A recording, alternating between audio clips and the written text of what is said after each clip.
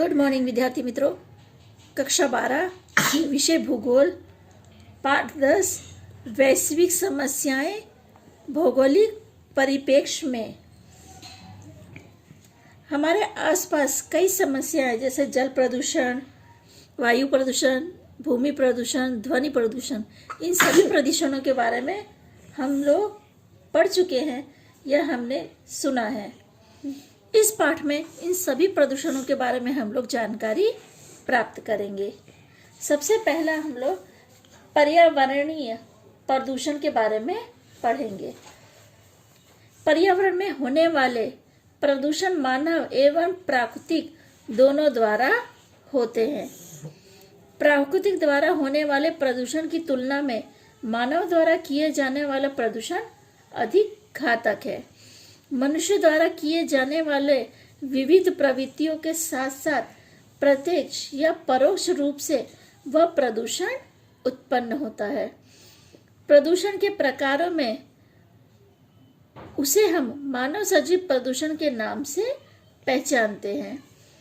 प्रदूषणों के व्यापक और उसके माध्यम के आधार पर प्रदूषणों को निम्नलिखित भागों में बांटा गया है। पहला है जल प्रदूषण, दूसरा है वायु प्रदूषण, तीसरा है भूमि प्रदूषण और चौथा है ध्वनि प्रदूषण। ये सभी प्रदूषण के अलग अलग प्रकार हैं। सबसे पहले हम लोग जल प्रदूषण के बारे में जानेंगे। जल ही जीवन है, यह उक्ति वास्तव में सार्थक होती है। सजीव सृष्टि के लिए जरूरी आवश्यकता में हवा के पश्चात यदि कुछ है तो वो जल है। हम लोग जिस तरह हवा नियमित उपयोग करते हैं उस तरह जल का भी उपयोग हम करते हैं। मानव जैसे हवा के बिना नहीं रह सकता, वैसे ही पानी के बिना भी जीवन संभव नहीं है। पानी का उपयोग हम नियमित करते हैं। पीने में, नहाने में, हर काम में हम पानी का किसी न किसी रूप में उपयोग करते हैं। पानी कोई विकल्प नहीं है। बढ़ रही जनसंख्या एवं तीव्र गति से हो रहे शहरीकरण के कारण पानी का विवेकहीन अमर्यादित उपयोग होने से पानी की तुलना या जो पानी की गुणवत्ता है वो अत्यंत निम्न कोटि की होती जा रही है। आज हम देखते हैं कि लोग बेतहाशा पानी का उपयोग कर रहे हैं, यानी विवेकहीन ढंग से पानी का उपयोग हो रहा है। अमर्यादित ढंग से पानी का अधिक से अधिक उपयोग होने से जो पानी की गुणवत्ता है वो आज निम्न कोटि की हो गई है। हमारे देश में नदियों, तालाबों व बड़े जलाशयों का पानी अशुद्ध हो गया है। पानी में अल्प मात्रा में तरल अशुद्धियां, कार्बनिक और एवं अकार्बनिक पदार्थ होते हैं।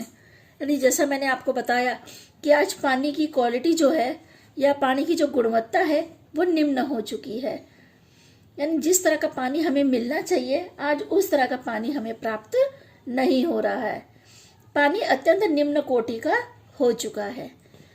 पानी में जब इन पदार्थों की मात्रा बढ़ जाती है तब वह प्रदूषित हो जाता है। इस स्थिति में पानी स्वयं शुद्ध होने की क्षमता वाला नहीं होता है। विविध औद्योगिक उत्पादन की प्रक्रिया से उत्पन्न होने वाले अनिच्छित पदार्थ जैसे कि प्रक्रिया के अंत में बचा हुआ पानी अनेकों भारी धातुओं, रासायनिक अवशेष इत्यादि के कारण जलाशय दूषित हो रहे हैं। चमड़ा उद्योग, कपड़ा उद्योग या रासायनिक उद्योग से बड़े पैमाने पर जल प्रदूषण होता है, क्योंकि इन सब कारखानों से जो पानी बच के बाहर आता है वो पानी काफी प्रदूषित होता है। वो पानी बाकी पानी के साथ मिलके उन्हें भी प्रदूषित कर देता है। तो कहने का अर्थ है कि जो चमड़े उद्योग, कारखाने यानी जो कागज उद्योग और रासायनिक उद्योग में बड़े पैमाने पे जो जल है वो प्रदूषित होता है। हरियाली क्रांति के साथ साथ खेती में जंतुनाशक और अकार्बनिक पदार्थों में से बनने वाली रासायनिक खादों का उपयोग अमर्यादित रूप से बढ़ रहा है। ये रासायनिक वर्षा ऋतु में खेती के पानी के साथ बह के जलाशयों तक पहुंचता है। हमने पिछले पाठ में ये पढ़ा भी था कि बरसात के इस पानी के साथ खेती में जो रासायनिक खादें मिलाई जाती हैं वो रासायनिक जंतुनाशक पानी के साथ मिलके जलाशय में जाकर इकट्ठा होते हैं और जलाशयों को अत्यधिक प्रदूषित कर देते हैं।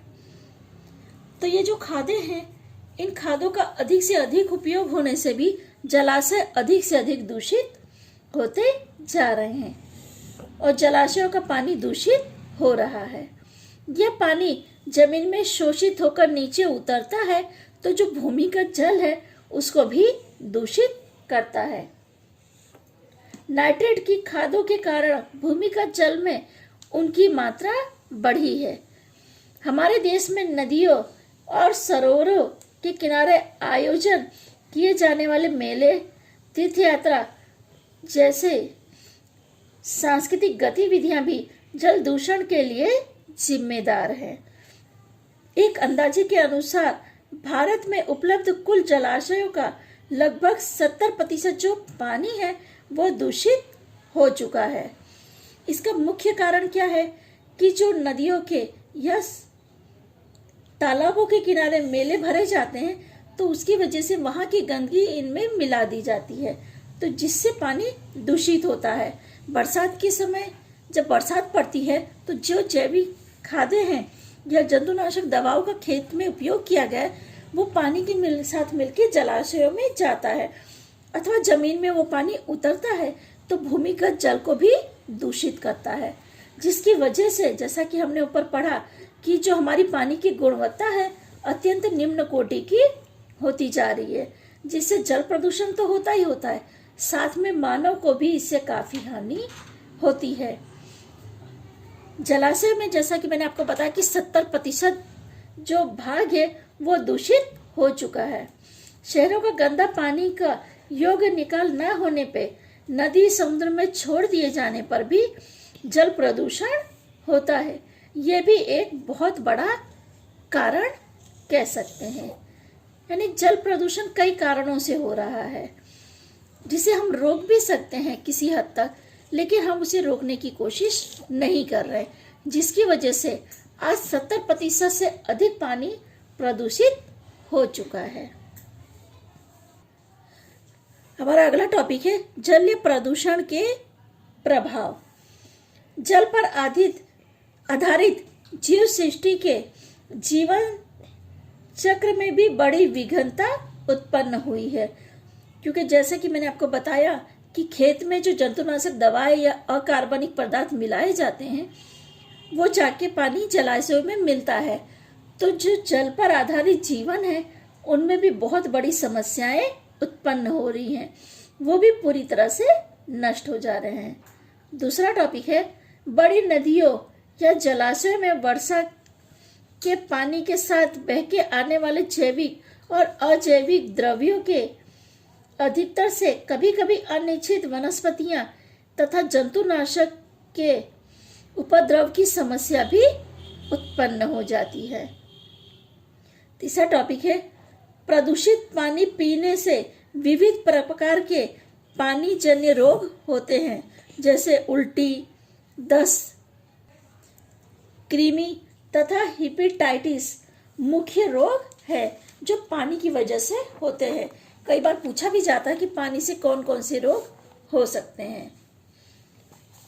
चौथा टॉपिक है प्रदूषित जलाशयों के सजीवों और मछलियों पर उसका खराब प्रभाव पड़ता है, यानी प्रदूषित पानी से उन्हें भी नुकसान होता है। फिर उनके भोजन में उपयोग करने वाले लोग बीमारियों का शिकार होते हैं। कई लोग भोजन में मछली का उपयोग करते हैं जिससे उन्हें भी बीमारी हो सकती है। अगला टॉपिक है सतह के जल को दूषित करने के साथ वह जमीन में शोषित होकर भूमिगत जल की गुणवत्ता को घटाता है, वह नुकसान पहुंचाता है। यह नुकसान भावी पीढ़ी को सदियों तक भोगना होगा। साथ ही साथ भूमिगत जल जो दूषित हो रहा है उससे रोगों की संभावना भी बढ़ती जाती है। अगला टॉपिक है प्रदूषित पानी से यदि सिंचाई की जाए तो कभी कभी फसलें भी नष्ट हो जाती हैं, क्योंकि दूषित पानी तो खराब है, उसमें अजैविक तत्व मिल चुके हैं, वो तत्व खेत में जाकर फसलों को भी नुकसान पहुंचाता है। वो फसलें बाद में आगे चल के अगर पकती हैं तो किसी न किसी रूप में मनुष्य को ही नुकसान करेंगी। अगला टॉपिक है प्रदूषित पानी से उत्पन्न की जाने वाली साग सब्जियां एवं फलों के उत्पादन से प्रदूषण की मात्रा पाई गई है, यानी उसमें प्रदूषण का प्रमाण होता है। अगर खराब पानी से खेती की जाएगी तो साग सब्जी भी प्रदूषित होगी। आखिरी टॉपिक है हमारा संशोधन के अनुसार प्रदूषित नदी के बेसिन में उत्पन्न की जाने वाली साग सब्जियों में अनेकों जहरीले द्रव्य के होने की संभावना पाई गई है और ये जहरीले तत्व मनुष्य के अंदर जाकर मनुष्य को भी बीमार करते हैं। यानी जल प्रदूषण से मनुष्य को बहुत बड़ी हानि होती है या मनुष्य के स्वास्थ्य पर इसका सीधा प्रभाव हम देख सकते हैं। ठीक है बेटा, जो आगे का वायु प्रदूषण है इसकी चर्चा हम लोग अगले वीडियो में करेंगे।